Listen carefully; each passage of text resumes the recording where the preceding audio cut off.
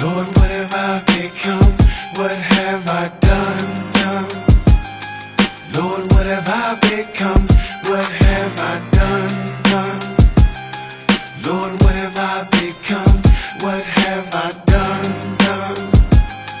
Lord, what have I become?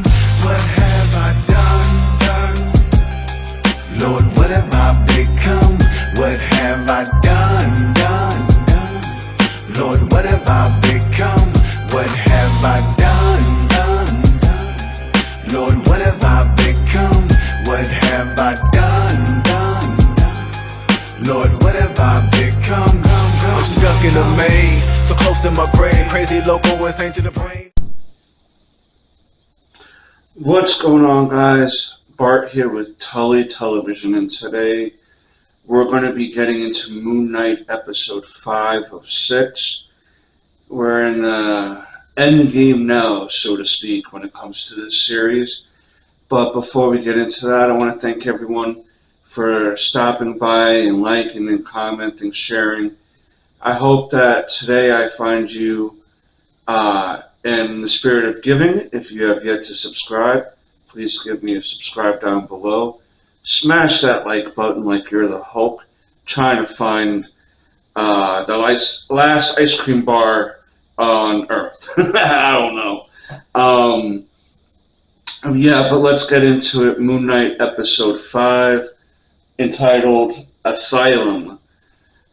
This primarily focuses on Oscar Isaac's character, Mark Spector, Stephen Grant, possibly Jake Lockley, Moon Knight, Mr. Knight, Arthur Harrow, but in this particular episode and part of the last episode, he's playing Mark's psychiatrist, and we see in this episode how Moon Knight came about and how the multiple personalities came about.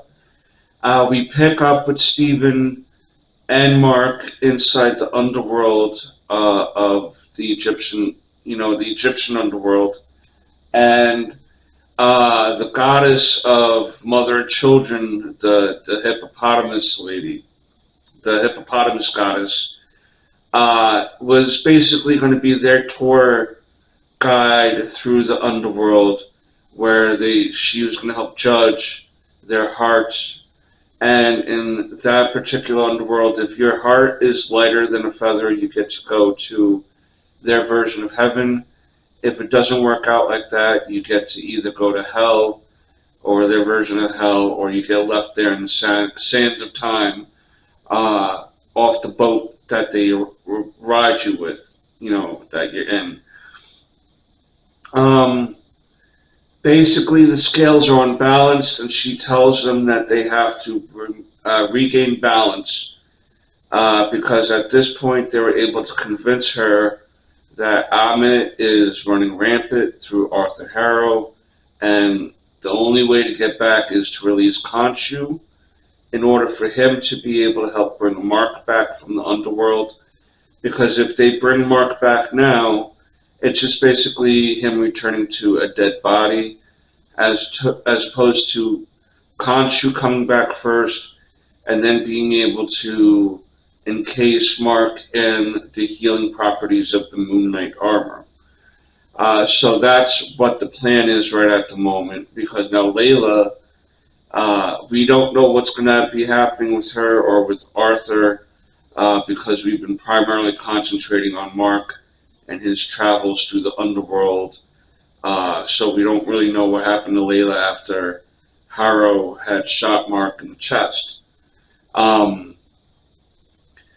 This is where really hiring the better actor and great actors really come into play, because we get to see how it happened that Mark began his disassociation of personalities. One day, Mark and his younger brother Randall decided to go out and play.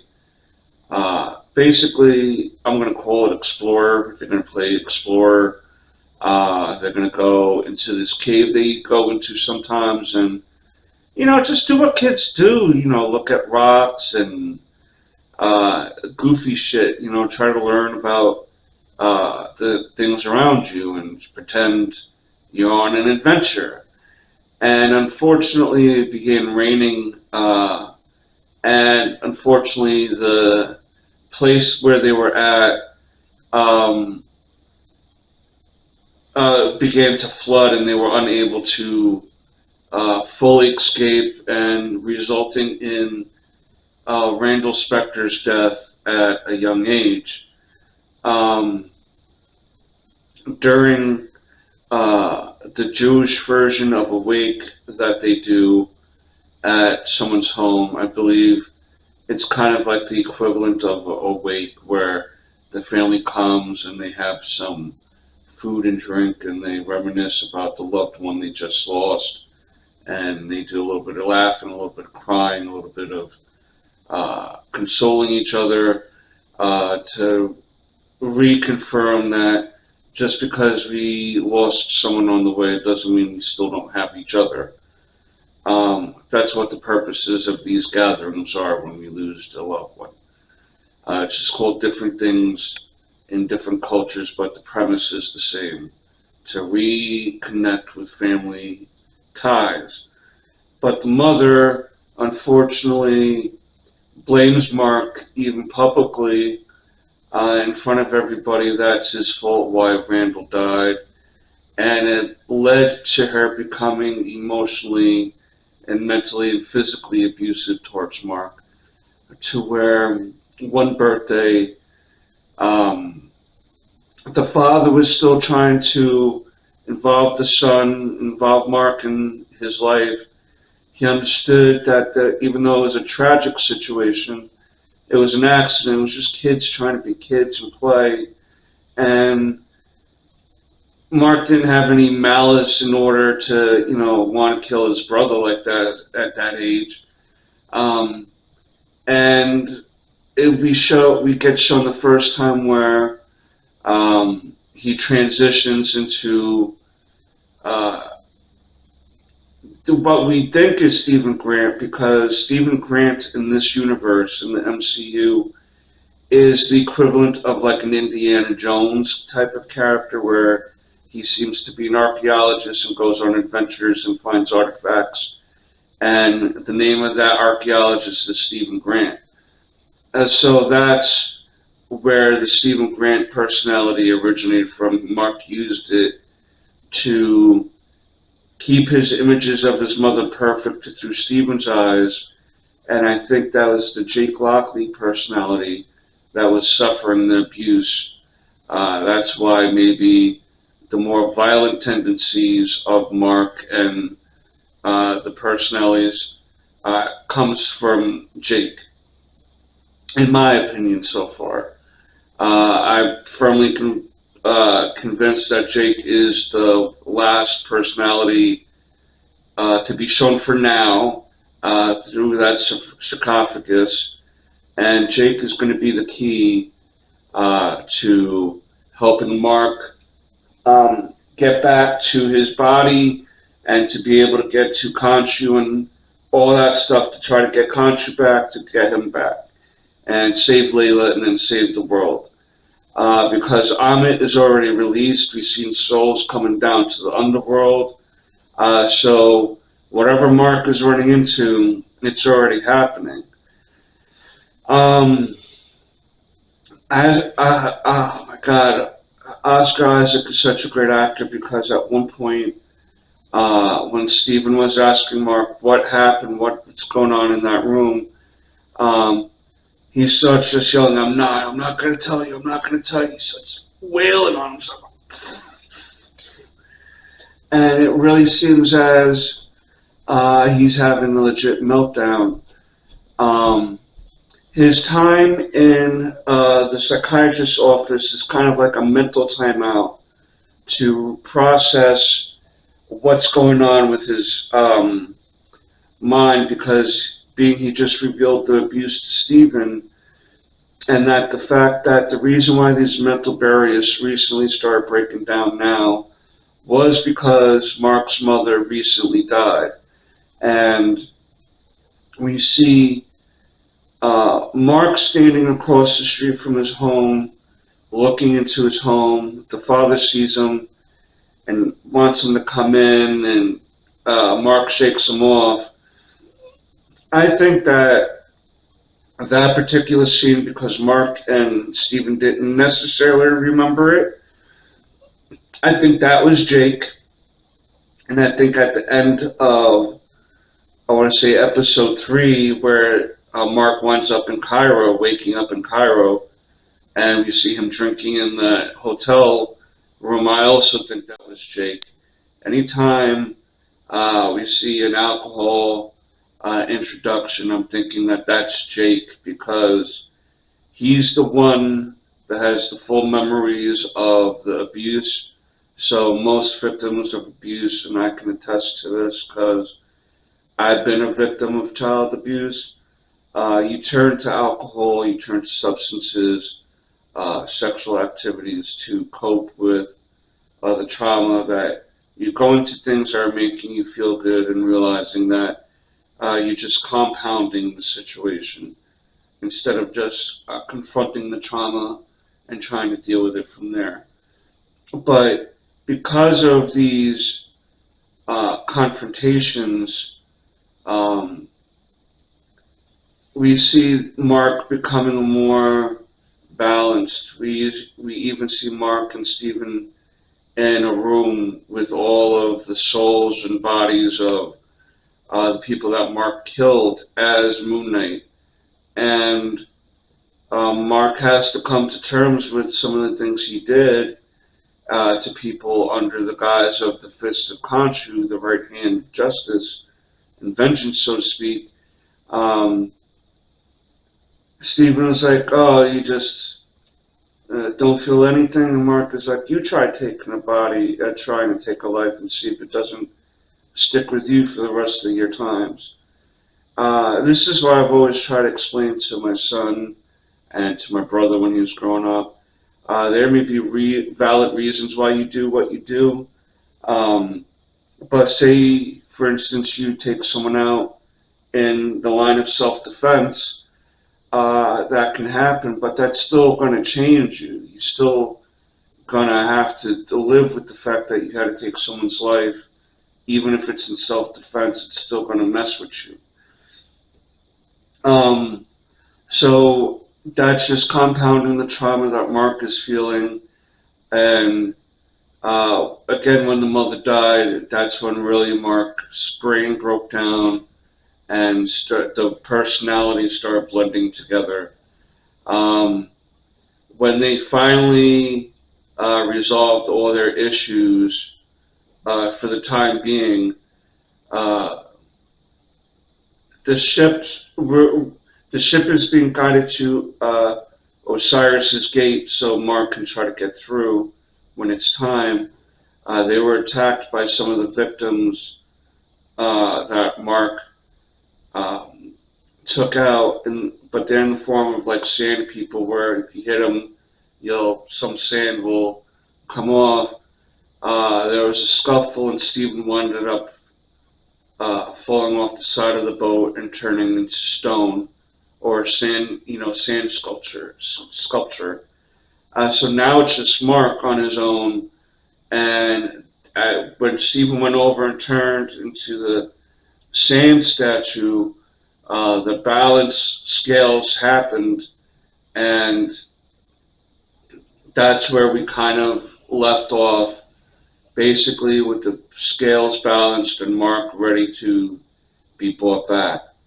There's also a little theory that at some point during the interaction with Arthur Harrow, the psychiatrist, there's a quick scene in which Oscar Wilde started talking in a New York style accent for a few moments, and also had unknown cut on his a cut on his nose for some reason that I don't know how that happened. We didn't see that happen, but some people are thinking that that's the Jake Lockley character coming out, and possibly I would not bypass that because it was a different type of speaking when it comes to Oscar's, the way he talks as Mark and the way he talks as Steven. It was not either one of those ways. So we've been seeing subtle, in our face, clues to Jake coming. And I think Jake is going to be the big key to tying a lot of things up by the end of this series. I definitely will give this episode a 9 out of 10. The emotional ride that you will take during this episode, it's a roller coaster, and I will give a trigger warning to anyone who suffered child abuse. This will hit home for you, believe me. This will hit you in the feels and remind you of some of the things that you may have went through as a child. So I'll give a warning on that. But I'm very happy with how this series is turning out. I'm so pumped for the finale. Oscar Isaac said he's not coming back as Moon Knight, but you kind of have to play it off with these MCU contracts sometimes, like you're not coming back. I'd hate to see all this world building they're doing, connecting all the forms of the afterlives together just for him to not come back.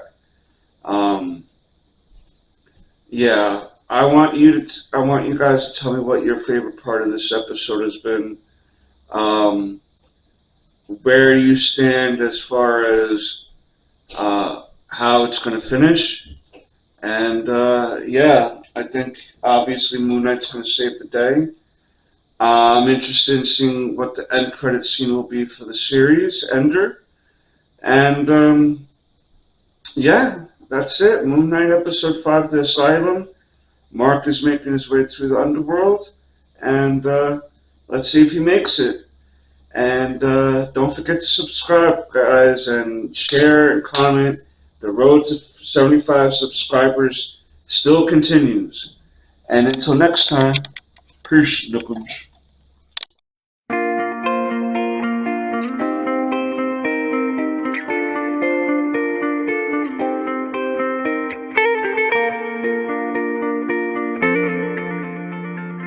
I'm sailing away, set an open course for the virgin sea.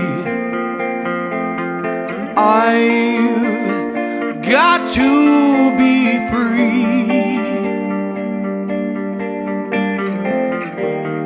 free to face the life that's ahead of me. On board, I'm the captain, so climb aboard. We'll search for tomorrow on every shore, and I'll try, oh Lord, I'll try to carry on.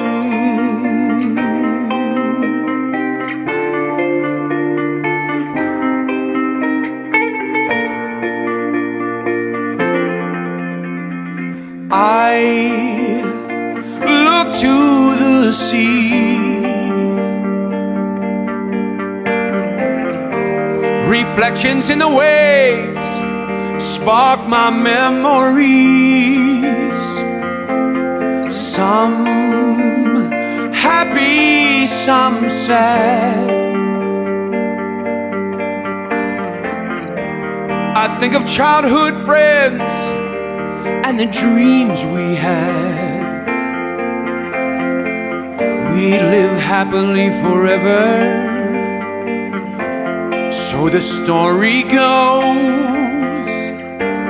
But somehow we missed out on a pot of gold. But we'll try best that we can.